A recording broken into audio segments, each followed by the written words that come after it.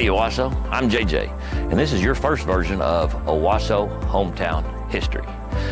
Over a century ago, the railroad quite literally put Owasso on the map. In 1899, the Atchison, Topeka, and Santa Fe Railroad laid tracks through what was just open countryside north of Tulsa.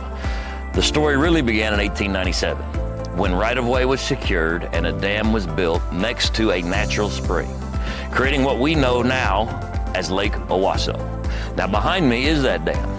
This structure here, I'm not going to try to tell you was built in 1897, but the railroad has maintained this dam, and it creates a very nice water feature for us here at Bailey Golf Ranch.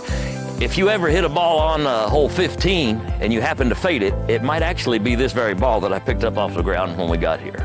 Not long after this dam was built and the railroad was constructed, the nearby settlement of Elm Creek packed up its businesses, homes, and moved to the new train stop.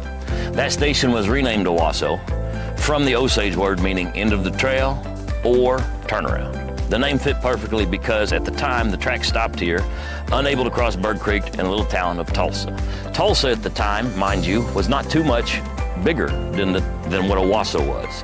The only way for someone to get from Kansas City directly to Tulsa was ride the train, get off at Owasso, rent a buggy or a horse, and hope that Bird Creek was low enough to cross it.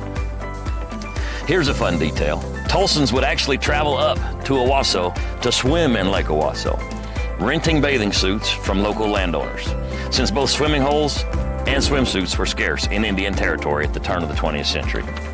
The railroad transformed this quiet settlement. Businesses clustered near the depot, farmers could ship cattle and crops, and new families came to settle here. By 1904, Owasso was incorporated as a town, with the railroad serving as its lifeline for decades. That's right, the town of Owasso is older than the state of Oklahoma. Passenger trains may long be gone, but the memory of that railroad lives on, the spark that turned a prairie stop into a thriving city we know today.